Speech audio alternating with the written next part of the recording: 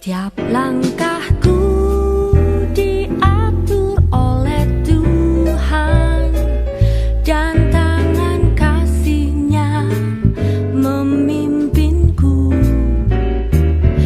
Di tengah gelombang dunia menakutkan, hatiku tetap tenang teduh. Tiap langkahku Oke. Shalom adik-adik. Selamat hari Minggu. Adik-adik, hari ini adalah hari yang ditunggu-tunggu anak-anak Tuhan, di mana kita akan memuji, memuliakan nama Tuhan. Tidak semua orang diizinkan Tuhan memuji dan memuliakan Tuhan, adik-adik, tapi kita masih diberikan Tuhan. Ini yang kita syukuri, adik-adik. Sebelum kita beribadah, ayo adik-adik siapkan perlengkapannya untuk kemuliaan Tuhan. Apa saja ya Inang perlengkapannya? Ya Inang, kita harus mempersiapkan Alkitab, persembahan, terutama hati kita Inang untuk memuji dan memuliakan nama Tuhan dan juga untuk mendengarkan firman Tuhan Inang. Iya, hati kita. Ayo adik-adik kita lihat dulu sebentar keluar. Matahari bersinar, itu menunjukkan kemuliaan Tuhan. Burung-burung setiap pagi berkicau memuji nama Tuhan. Terlebih kita adik-adik, mari kita memuji, memuliakan Tuhan dengan hati dan suara yang terbaik. Kita angkat pujian matahari bersinar terang. Semangat ya adik-adik sambil bertepuk tangan ya memuji nama Tuhan.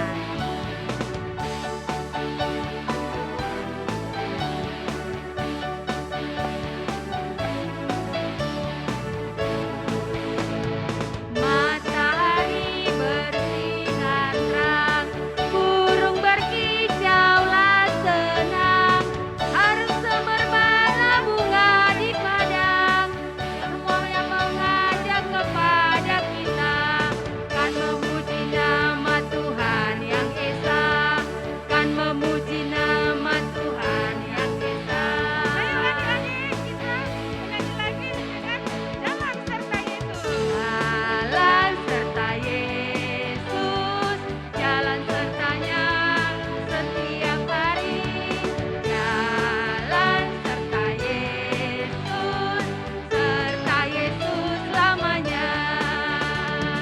Jalan dalam suka, jalan dalam duka, jalan sertanya setiap hari. Jalan serta Yesus selamanya.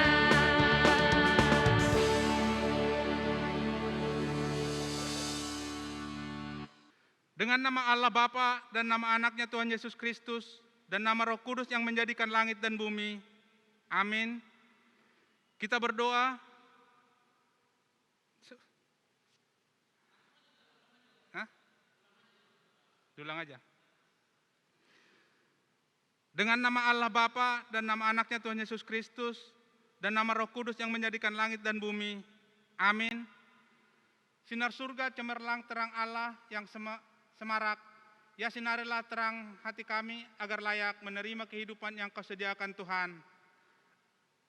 Kita berdoa, ikutin doa yang Amang ucapkan ya. Ya Allah, kuatkanlah kami, orang yang berdosa ini. Amin. Anak-anak sekolah minggu, kita sama-sama mengucapkan hukum Tuhan dari titah yang ketiga dan maksudnya. Titah ketiga, jangan menyebut nama Tuhan Allah dengan sembarangan, karena Allah akan menghukum orang yang menyalahgunakan namanya. Maksudnya adalah kita harus takut serta kasih kepada Allah. Sebab itu jangan mengutuki, mengumpat, memakai guna-guna, berbohong, menipu dengan memakai nama Allah. Sebab hanya dalam penderitaan, kesusahan dan di dalam doa serta pujianlah kita layak menyebut nama Tuhan Allah. Demikian bunyi hukum Tuhan, kita berdoa. Ya Allah Tuhan kami, kuatkanlah kami untuk dapat melakukan segala perintah-Mu. Amin. Nah, adik-adik yang berada di rumah, Dalam kehidupan sehari-hari sering kita mengalami kesulitan, sering kita sedih karena begitu banyak problema yang kita hadapi, baik dalam lingkungan sekolah, di rumah, ataupun di lingkungan sekitar. Nah, adik-adik percaya, Tuhan memang tidak pernah janji langit selalu biru, tetapi Dia berjanji selalu menyertai kehidupan kita. Seperti lagu kita adik-adik, mari kita nyanyikan, Tuhan tak pernah janji.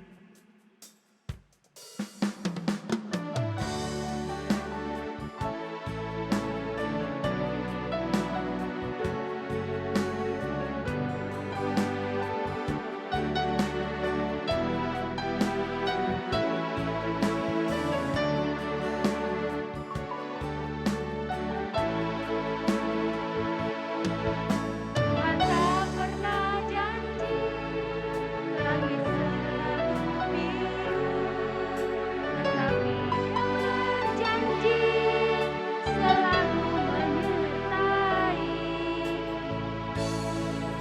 Tuhan tak pernah janji, jalan selalu rata, tetapi Dia berjanji berikan kekuatan.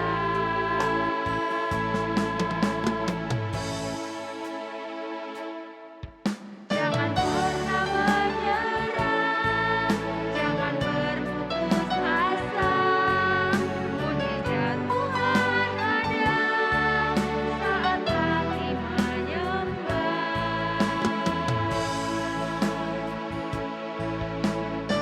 Pernah menyerah, jangan berputus asa.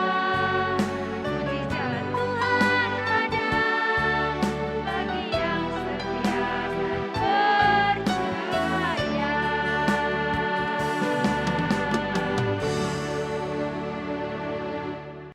Anak-anak sekolah minggu, kita bersama-sama mengucapkan pengakuan iman di hadapan Tuhan. Kita bersama-sama mengucapkannya. Aku percaya kepada Allah Bapa yang Maha Kuasa, yang menciptakan langit dan bumi.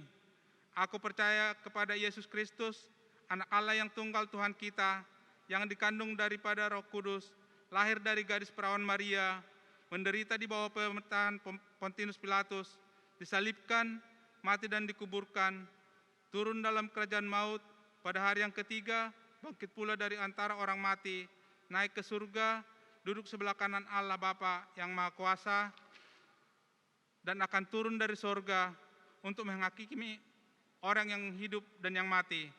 Aku percaya kepada Roh Kudus, satu gereja Kristen yang kudus, pengampunan dosa, kebangkitan daging, dan hidup yang kekal. Amin.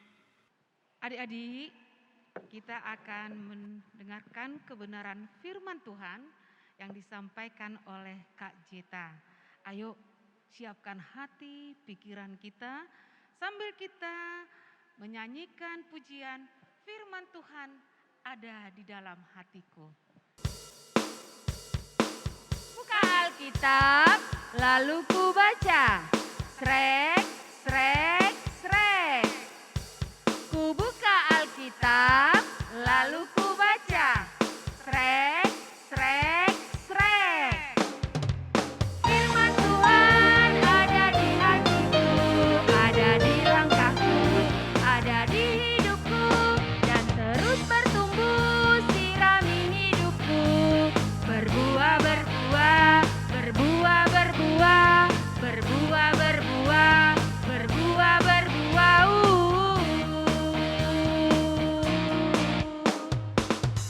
Tuhan ada di hatiku, ada di langkahku, ada di hidupku, dan terus bertumbuh sirami hidupku. Berbuah, berbuah, berbuah, berbuah, berbuah, berbuah, berbuah, berbuah.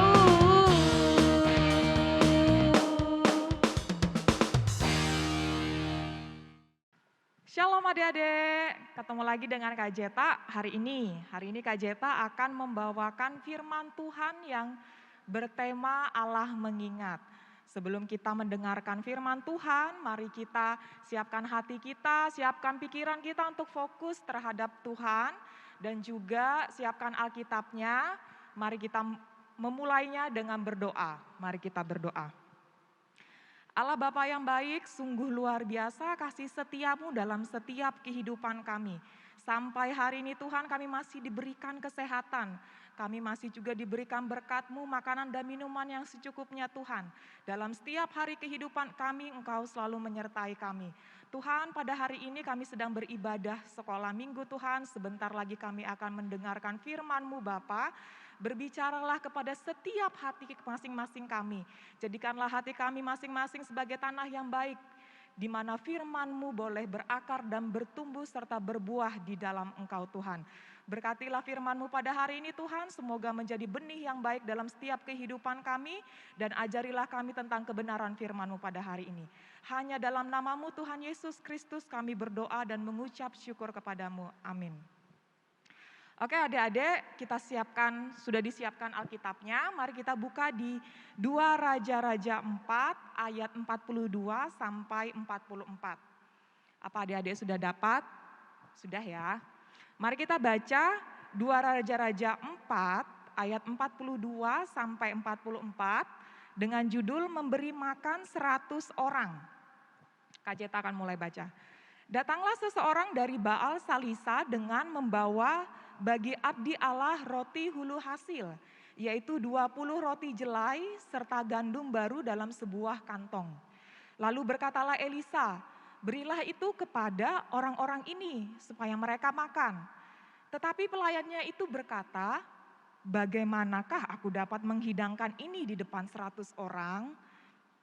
Jawabnya, berikanlah kepada orang-orang itu supaya mereka makan, sebab beginilah firman Tuhan. Orang akan makan, bahkan akan ada sisanya.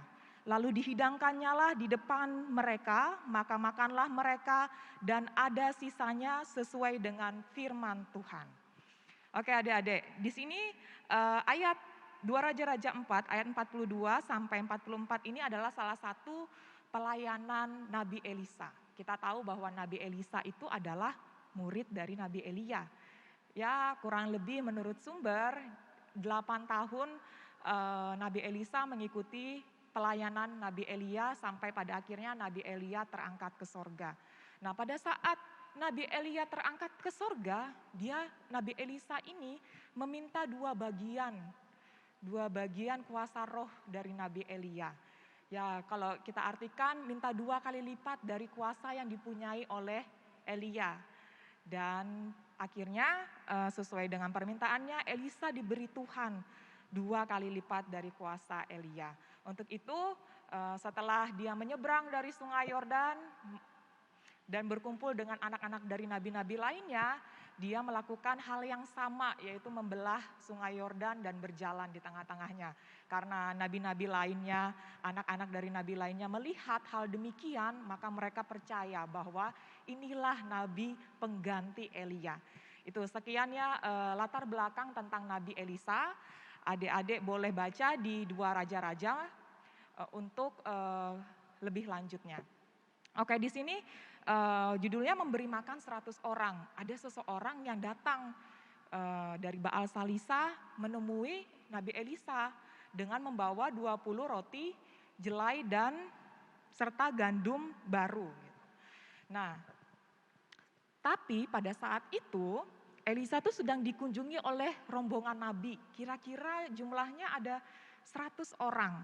Kalau menurut logika kita ya, nggak mungkin lah ya 20 roti untuk 100 orang. Ya kalau mau hemat bisa lah ya, 1 roti bagi 2 gitu. Tapi kalau 1 roti bagi 2 ya mungkin cuma bisa untuk 40 orang. Atau kalau kita mau pakai persamaan matematika deh, 20 roti bisa nggak sih dibagi ke 100 orang? Oh bisa, 1 roti dibagi jadi 5. Jadi setiap orang dapat 1/5 bagian. Baru bisa untuk 100 orang.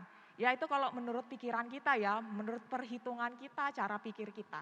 Tetapi di sini kita lihat bahwa Nabi Elisa ketika tahu bahwa rotinya cuma 20 sedangkan tamunya ada 100, dia nggak menghitung seperti cara pikir kita loh. Ini kayaknya rotinya bagusnya dibagi-bagi deh supaya cukup. Ini kayaknya harus dibagi 1/5 bagian deh. Enggak, Elisa enggak seperti itu gitu. Walaupun dia sudah diprotes sama pelayannya, bagaimana mungkin dia menghidangkan 20 roti ini untuk 100 orang. Pelayannya aja udah nggak percaya gitu kan. Tetapi walaupun dia sudah diprotes dan dia melihat secara langsung memang cuma ada 20 roti yang tersedia, dia tetap percaya loh kepada firman Tuhan. Kita lihat di ayat 43, tetapi pelayannya itu berkata, bagaimana aku dapat menghidangkan ini di depan 100 orang? Jawab Elisa, berikanlah kepada orang-orang itu supaya mereka makan, sebab beginilah firman Tuhan, orang akan makan bahkan ada sisanya. Jadi kita belajar dari firman ini, respon yang diberikan oleh Elisa pada saat dia dalam keadaan susah, terdesak, kekurangan. Ya kan, waktu itu sedang ada bencana kelaparan, itu kan terdesak ya, dan juga kekurangan, di mana sih bisa dapat makanan lain lagi untuk tambahan gitu. Tetapi dia mencoba untuk pertama kali respon yang dia berikan adalah percaya kepada firman Tuhan dan melakukannya. Dia nggak hitung-hitungan kayak kita, harus dibagi 1/5 bagian supaya cukup. Dia bilang sama pelayannya, ya udah hidangkan gitu. Soalnya firman Tuhan berkata orang akan makan dan bahkan ada sisanya.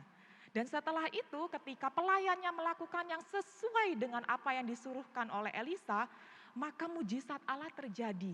Allah melipat gandakan sehingga ada sisa dari 20 roti itu tersebut. Gitu.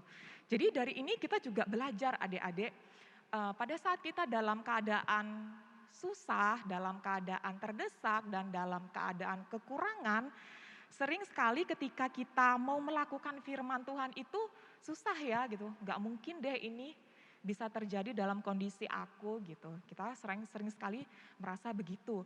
Atau enggak kita tahu sebenarnya yang diminta Tuhan itu bukan begini. Tapi kita mengerjakannya dengan cara pikir kita. Terus itu pada saat mentok baru deh kita baru cari Tuhan. Ayo siapa adik-adik yang seperti itu? Kak Jeta pernah bahkan sering seperti itu gitu. Pada saat mentok baru cari Tuhan, pada saat mentok baru percaya sama firman-Nya. Pada saat mentok baru deh mulai mau mempercayai Tuhan gitu. Tetapi dari pengalaman itu juga Kak Jeta belajar bahwa Tuhan selalu menyertai kita dalam keadaan apapun. Mau kita baik, mau kita enggak baik, Tuhan tuh selalu menyertai. Tuhan itu mengasihi kita bukan karena kita berbuat baik loh adik-adik gitu.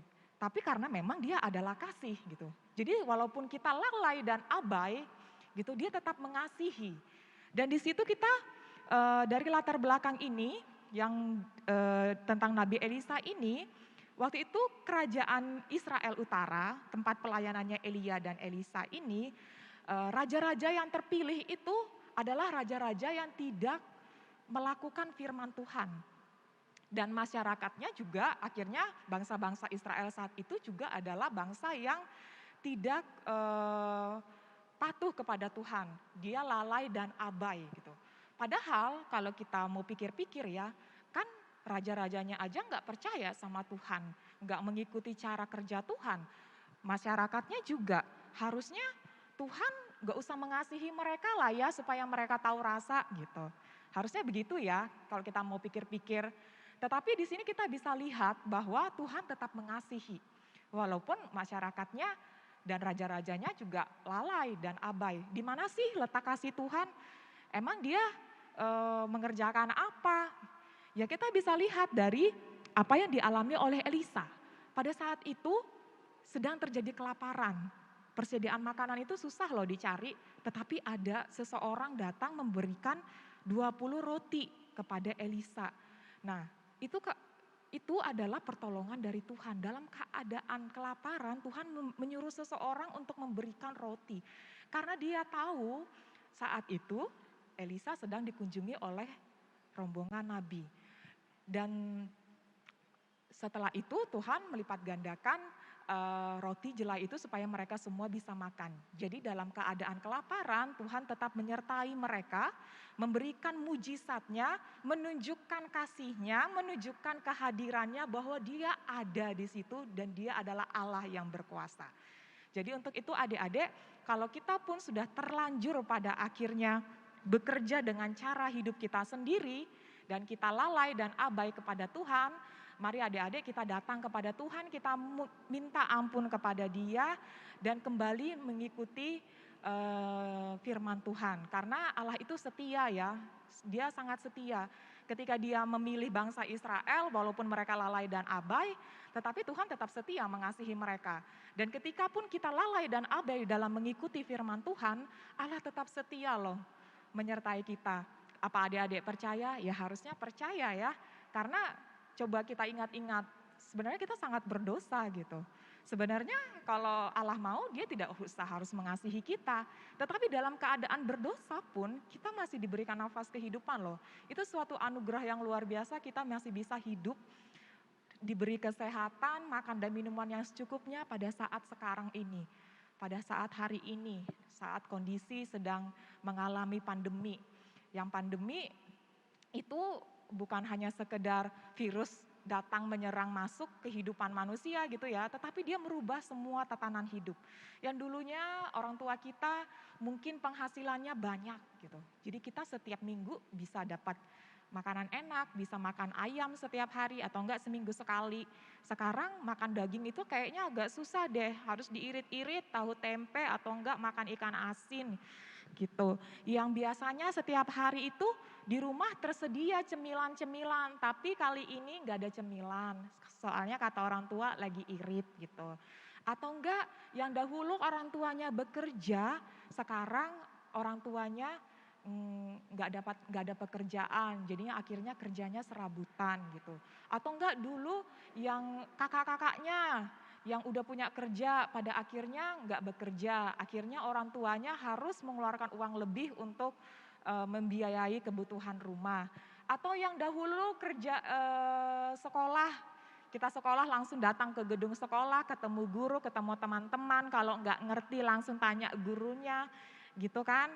Ya sekarang kita belajarnya kebanyakan virtual, kebanyakan langsung kalau kita belajar di gedung sekolah aja, ketemu guru secara langsung aja kadang susah ya mengerti tentang materi pelajaran, apalagi virtual jauh lebih susah dan jauh lebih nggak bisa dimengerti. Banyak kesusahan yang kita hadapi sekarang, belum lagi sakit penyakit. Ya macam-macam, ada orang yang mengalami kehilangan anggota keluarganya, ada ya juga yang anggota keluarganya sudah sakit jadi bertambah sakit gara-gara virus ini menyerang sistem imun setiap orang, banyak hal gitu kan. Jadi keadaan kita saat ini ya hampir sama. Kita bisa membayangkan apa yang sedang dihadapi Elisa waktu itu. Keadaannya sama, terdesak, kekurangan, keadaan sulit gitu. Tetapi kita harus belajar dari Elisa bahwa dia itu tidak menyerah loh. Walaupun di depan mata dia tahu ada kelaparan, di depan mata dia tahu ini kurang gitu kan. Di depan mata dia lihat nggak bakal cukup, dia nggak menyerah loh. Dia tidak menyerah dengan firman Tuhan dan tetap melakukannya. Jadi dari kisah ini, dari firman ini kita juga harus belajar adik-adik. Walaupun apa yang di depan mata kita tidak sesuai dengan keinginan kita, rasanya semua sulit dan susah digapai, kayaknya semuanya gagal, kayaknya semua semakin bertambah berat. Jangan pernah menyerah untuk percaya kepada firman Tuhan. Karena hanya firman Tuhanlah, hanya Tuhanlah yang satu-satunya yang bisa menolong kita. Dan dari kesetiaan, dari ketaatan Elisa untuk percaya kepada firman Tuhan, akhirnya dia dipakai Allah untuk melakukan mujizatnya di tengah-tengah situ, yaitu melipat gandakan roti yang ada sehingga bisa dinikmati oleh sampai 100 orang. Jadi adik-adik, ya walaupun apa yang di depan mata kita semua tampak mustahil, tetaplah percaya kepada firman Tuhan. Cari satu ayat firman Tuhan yang menjadi pegangan dalam hidup adik-adik, itu jadi kekuatan adik-adik di setiap tindakan adik-adik. Dan siapa tahu gitu kan, jika Tuhan menghendaki, adik-adik bisa dipilih sebagai perpanjangan tangan Tuhan untuk menolong orang lain atau untuk melakukan mujizatnya. Mujizat itu tidak harus selalu melulu tentang kesembuhan, misalnya orang sakit disembuhkan, terus itu orang mati bisa dibangkitkan. Tidak, mujizat itu tidak melulu seperti itu gitu adik-adik. Mujizat itu kamu bisa merasakan kebaikan Tuhan, itu juga termasuk mujizat loh, itu termasuk anugerah. Kamu bisa mendoakan orang lain, itu juga termasuk mujizat loh. Kamu bisa bertahan sampai sekarang yang dimana-mana orang bilang semua kondisi sulit, itu juga mujizat loh gitu. Jadi adik-adik percaya gitu, selama kita hidup Tuhan yang pegang kendali dalam kehidupan kita dan Tuhan tidak pernah meninggalkan kita. Bahkan dalam Mazmur 139 ayat 2 firman Tuhan berkata, Dia tahu saat kita duduk ataupun bahkan kita berdiri. Jadi Dia tahu apa yang benar-benar yang menjadi kebutuhan kita, apa yang kita pikirkan, apa yang kita pergumulkan. Jadi adik-adik harus bertindak bahwa Tuhan mengetahui segala sesuatunya dan Dia juga pasti akan bertindak dalam hidup kita. Jadi kita harus bawa firman Tuhan semua ke dalam hidup kita. Kita percaya, jadikan firman itu sebagai pegangan. Adik-adik harus punya satu ayat hafalan atau ayat emas dalam hidup adik-adik. Jadi pada saat adik-adik keadaan susah, itu yang menjadi penguat di dalam hidup adik-adik. Jadi sekian firman Tuhan hari ini, marilah kita terus bersandar kepada firman Tuhan karena Allah senantiasa setia. Dan oleh karena kesetiaannya itu Dia selalu mengingat kita dalam setiap hari kehidupan kita. Oke adik-adik, mari kita tutup firman kita pada hari ini dengan doa. Mari kita berdoa. Bapa yang baik, terima kasih untuk firman-Mu pada hari ini.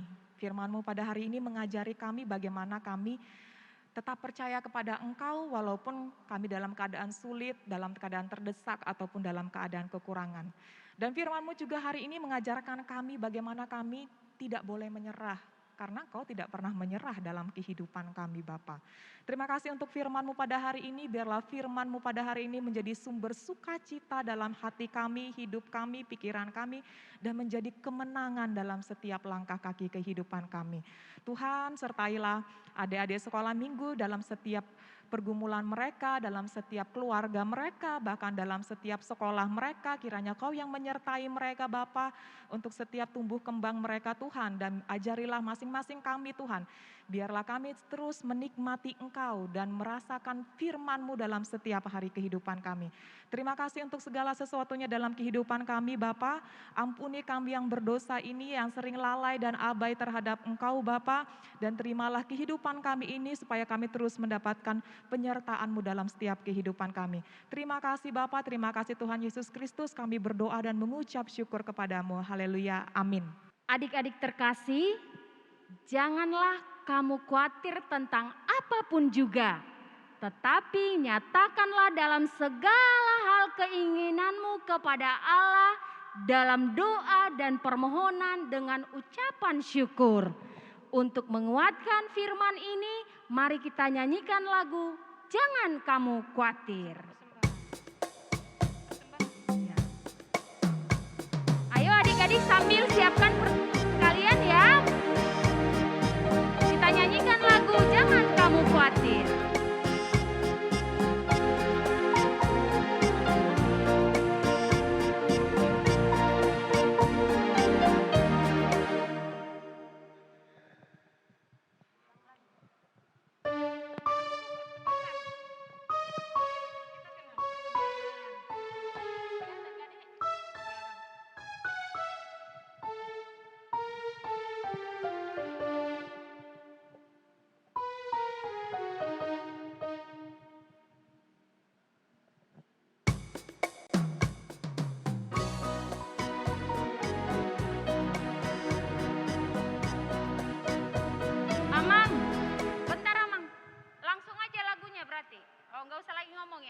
Oh ya sudah.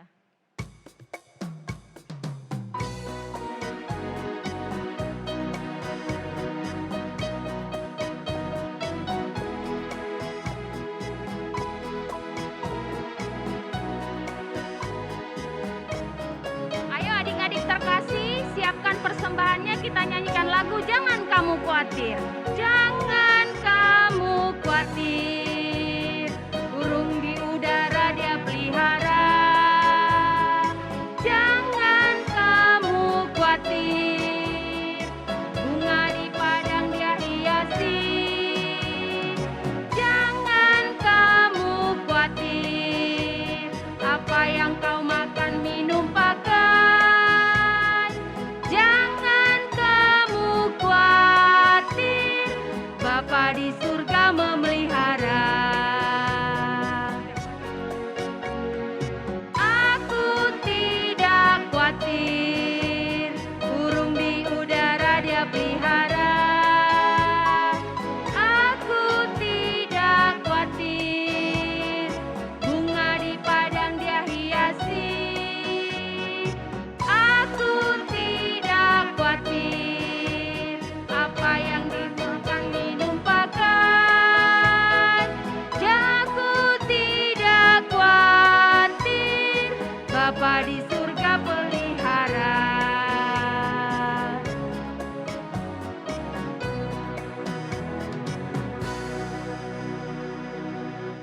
Anak-anak sekolah minggu, marilah kita menyerahkan persembahan kita kepada Tuhan.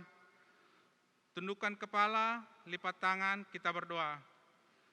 Bapa kami Tuhan Allah yang Maha Kuasa, yang bertahta di surga, kami mengucap syukur dan terima kasih kami kepadamu ya Tuhan, di mana Tuhan memperkenankan anak-anak di dalam kerajaan-Mu. Di sini kami menyampaikan persembahan kami, kiranya Tuhan menerimanya untuk kemuliaan nama-Mu. Amin.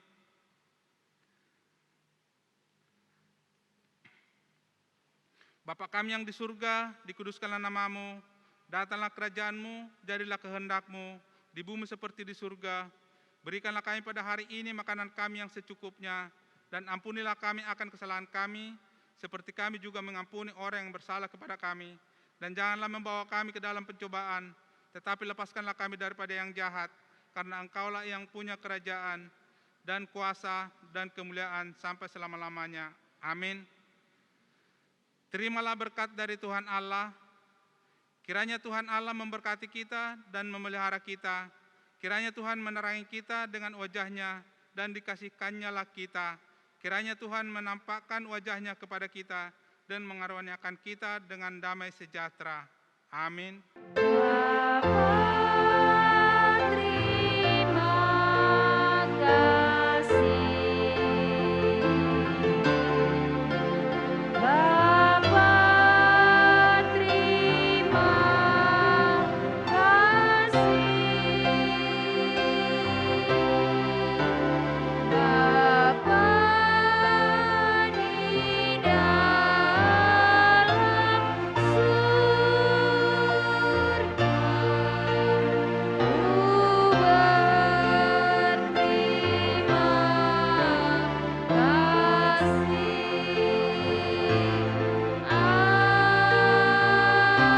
Amin. Adik-adik, kita sudah sampai di penutup ibadah sekolah minggu hari ini. Dari firman Tuhan hari ini kita belajar bahwa Allah senantiasa mengingat.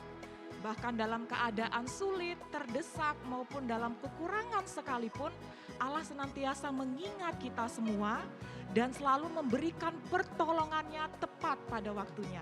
Untuk itu adik-adik tetaplah percaya kepada firman Tuhan dan lakukanlah kehendak-Nya dan Tetap jaga protokol kesehatan adik-adik. Rajin belajar, sampai jumpa di ibadah online minggu depan. Tuhan Yesus memberkati. Shalom. Shalom adik-adik terkasih yang berada di rumah. Sekarang tiba saatnya Inang akan menjelaskan aktivitas untuk minggu ini sesuai dengan tema khotbah kita tentang penyertaan Tuhan dalam kehidupan kita sehari-hari. Nah, adik-adik untuk aktivitasnya singkat aja ya dan mudah dikerjakan, yaitu menuliskan di kertas HPS bentuk-bentuk penyertaan Tuhan dalam hidup sehari-hari adik-adik. Nah, kalian buat dalam bentuk tabel di kertas HPS ya, seperti ini. Nah, di dalam tabel ya, buat tabel 2 kolom ya. Masa sulit yang dihadapi adik-adik. Misalnya nih, contohnya Inang buat adalah dibully. Dibully di sekolah atau di lingkungan sekitar. Kemudian bagaimana bentuk penyertaan Tuhan? Misalnya nih, teman datang melerai ketika kamu dibully. Yang kedua, kalau di sekolah pasti ada guru BP ya. Nah, guru BP ya atau bimbingan konseling memberikan teguran kepada pelaku yang membuli. Nah, seperti ini ya adik-adik buatnya. Buat dalam bentuk kolom, kemudian kalian hias. Setelah dihias dengan bagus, lalu kalian foto, kemudian gambarnya kalian kirim ke guru sekolah minggu. Ditunggu ya adik-adik. Sekian aktivitas untuk minggu ini. Terima kasih.